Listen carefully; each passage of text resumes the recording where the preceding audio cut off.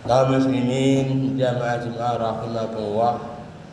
Pada kesempatan di siang hari ini, mari kita bersama-sama memanjatkan puji syukur kita kepada Allah Subhanahu wa taala yang telah memberikan rahmat dan nikmatnya kepada kita semua hingga kita dipilih oleh Allah Subhanahu wa taala untuk memenuhi panggilan, yaitu melaksanakan sholat Jumat secara berjamaah. Mudah-mudahan diiringi dengan niat mencari ridho ilahi, Allah membukakan pintu rezeki yang berupa kebahagiaan, kedamaian, kesehatan, kebahagiaan, hingga kita dimasukkan ke dalam golongan orang-orang yang bertakwa. Salawat dan salam kita haturkan kepada junjungan kita Nabi besar Muhammad sallallahu alaihi wasallam beserta keluarga dan sahabatnya yang telah senantiasa memberikan berbagai macam keteladanan dalam kehidupan sehingga kita senantiasa merindukan syafaatnya sampai hari kiamat. Muslimin jamaah sholat rahimakumullah, tak terasa kita berada di Jumat terakhir di bulan Dzulqa'dah, tepatnya tanggal 29 Dzulqa'dah, dan besok kita sudah memasuki bulan yaitu Dzulhijjah. Bulan Dzulqa'dah adalah salah satu di antara 4 bulan yang diharamkan oleh Allah Subhanahu wa taala. Bulan Rajab, bulan Dzulqa'dah, bulan Dzulhijjah, dan bulan Muharram. Ketika kita berada di bulan Dzulqa'dah, bulan Dzulhijjah adalah kita masuk bulan ibadah haji.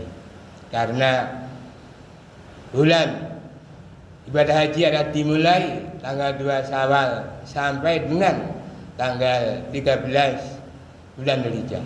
Jumlahnya adalah 69 hari.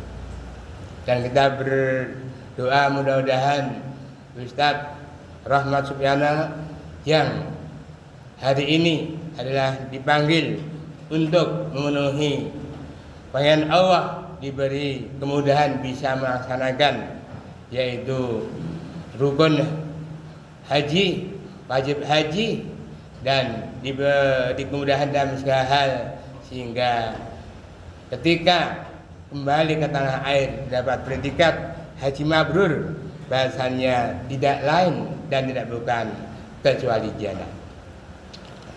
Untuk itu ibadah haji adalah merupakan suatu panggilan.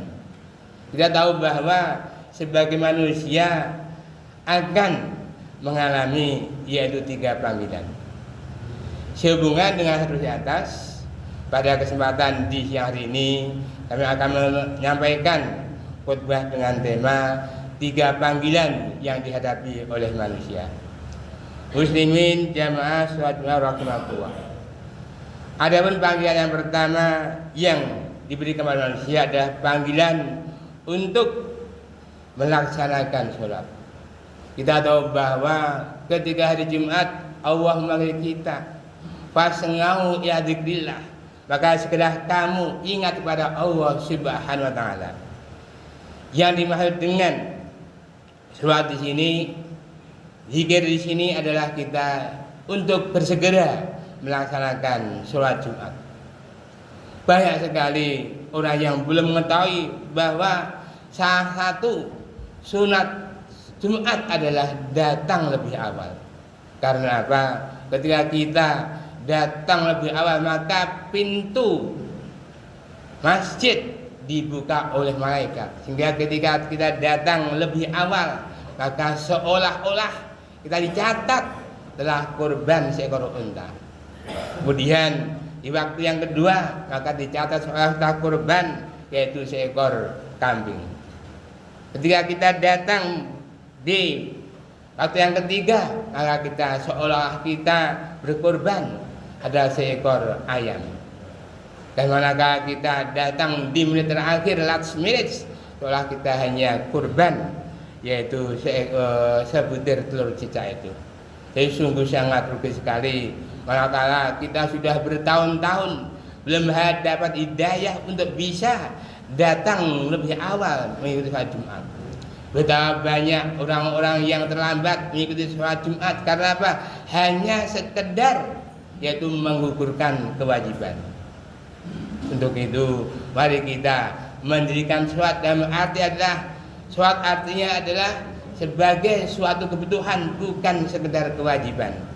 Kalau sekedar kewajiban yang penting sholat. Tapi kalau kita menjadikan sholat sebagai suatu kebutuhan, maka kita berusaha semaksimal mungkin yaitu sholat di awal waktu. Kita kerjakan secara berjamaah dan berusaha ada di masjid. Kalau ini sudah kita laksanakan secara rutin, secara istiqomah, maka kita nanti bisa menerapkan sholat sebagai suatu kepribadian. Artinya apa? Menerapkan nilai-nilai sholat dalam kehidupan sehingga sholat berfungsi, yaitu mencegah perbuatan yang keji dan mungkar. Inna sholata tanha 'anil fahsya'i wal munkar. Sehingga sholat itu bisa mencegah dari perbuatan yang keji dan mungkar. Mengapa saat ini kalau kita temukan di negara kita banyak sekali korupsi, banyak sekali penipuan, banyak sekali yaitu mencuri, manipulasi? Mengapa? Padahal dia juga adalah orang Islam. Karena apa? Mereka belum mampu adalah apa? Memfungsikan sholat sebagai suatu kepribadian. Kalau mereka mampu, maka setelah sholat tidak akan ngapusi, setelah sholat tidak akan mencuri, setelah sholat tidak akan korupsi, karena benar-benar tahu betul bahwa sholat adalah bisa mencegah perbuatan yang keji dan mungkar.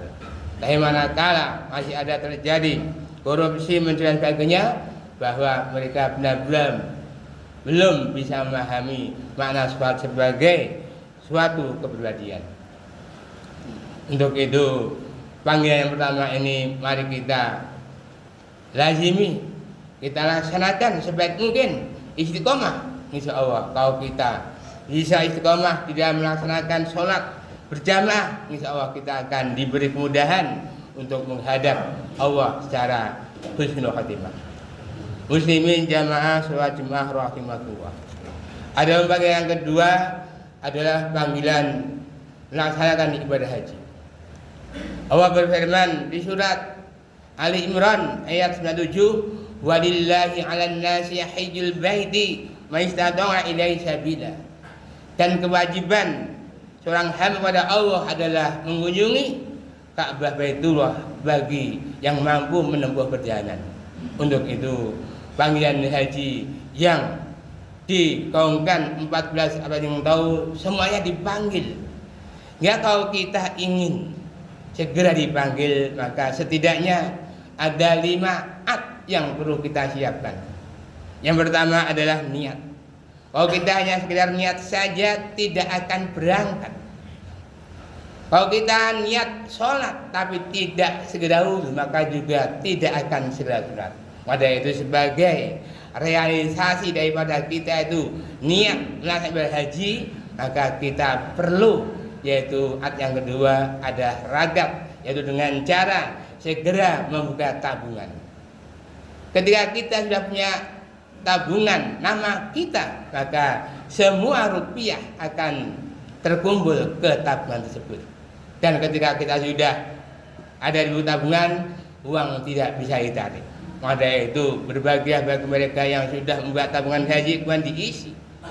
Ya, ketika ingin melakukan satu porsi, maka kita perlu uang yaitu 25 juta. Maka itu kalau kita belum punya, mari kita gunakan yang ketiga yaitu dengan nekat. Apakah dengan pinjam atau dengan jual tanah dan sebagainya. Yang jelas manakala kita sudah punya niat kemudian mau ragab, maka jalan yang berikutnya adalah nekat itu. Ketika kita sudah punya porsi haji, kita tunggu kapan, maka langkah selanjutnya adalah kita hanya menjaga, yaitu yang keempat adalah menjaga sehat. Dan ketika kita sehat terus, maka kita tinggal berangkat. Untuk itu 5 ayat tersebut mari kita renungkan, kita laksanakan, insya Allah. Manakah kita itu sering ketika saudara kita ingin melaksanakan ibadah haji, kita untapke, ketika pulang kita bertakbir, insya Allah kita akan mendoakan ketika saudara kita yang haji berangkat, dan ketika kembali kita minta doa mudah-mudahan kita bisa diberi kemudahan melaksanakan ibadah haji. Saudara kita dari Colomadu hari Selasa kemarin sudah diberkasi, pada hari Rabu sudah menuju ke Jeddah, dan mereka adalah yang melaksanakan ibadah haji tamattu, yaitu melaksanakan umrah terlebih dahulu baru haji.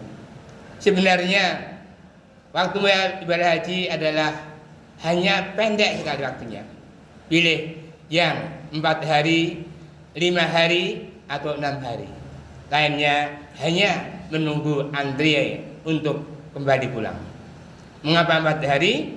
Karena 4 hari adalah dimulai dari tanggal 9 Dzulhijjah, yaitu hari Arafah.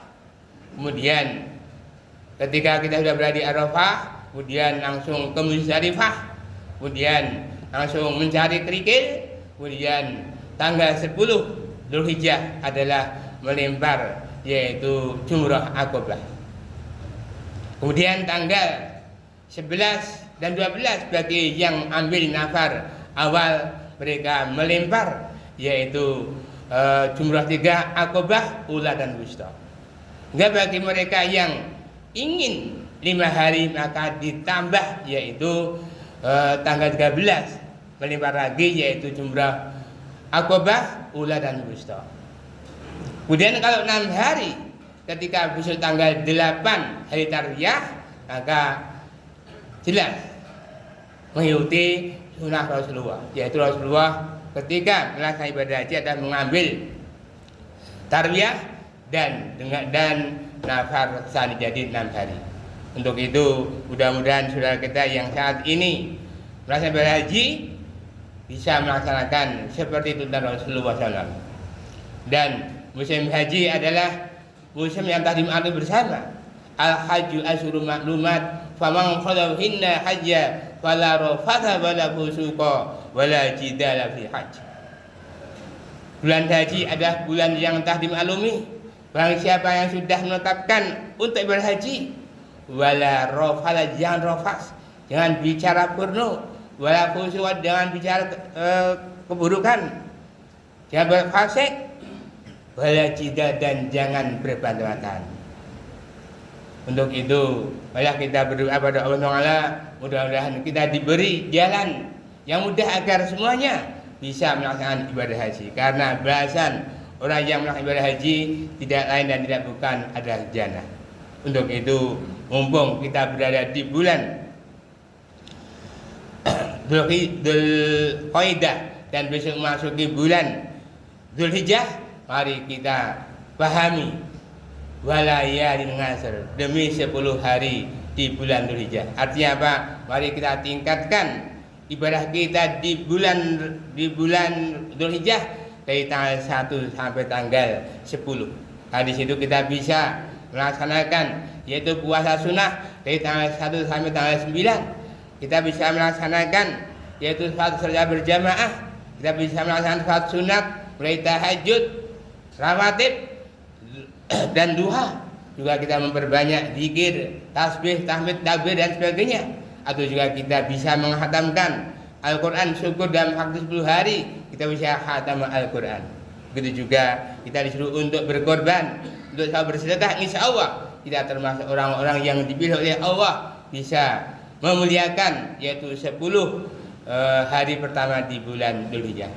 Muslimin jamaah sholat Jumat rahimakumullah. Ada panggilan yang ketiga, ada panggilan menghadap Allah Subhanahu wa Ta'ala. Kita tahu bahwa semua manusia akan mati.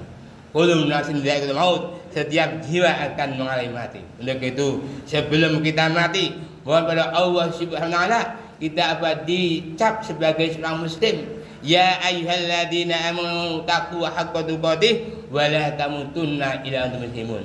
Hai orang yang beriman, takwalah kamu pada Allah dengan sebenar takwa dan jangan sekali-kali mati sebelum kita masuk ke dalam agama Islam secara keseluruhan. Ya ayyuhalladzina amanu dukhulu fi silmi kafah wa la tattabi'u khutuwati syaitan innahu lakum mubin. Hai orang yang beriman, masuklah kamu dalam agama Islam secara sempurna, secara keseluruhan dan jangan mengikuti langkah-langkah setan. Sesungguhnya setan itu adalah musuh yang nyata. Untuk itu, ketika panggilan tersebut malah kita tunaikan, maka sebelum kita mati, mari kita perbaiki sholat kita, yaitu sholat berjamaah di awal waktu dan di masjid. Insya Allah manakala kita sudah membiasakan sholat berjamaah awal di masjid, insya Allah Allah akan memberi kemudahan dan ketika akhir hayat kita akan dimudahkan untuk menggapai husnul khatimah. Allahumma amin. Barakallahu fiikum wa adim. A'udzu billahi minasyaitonir rajim.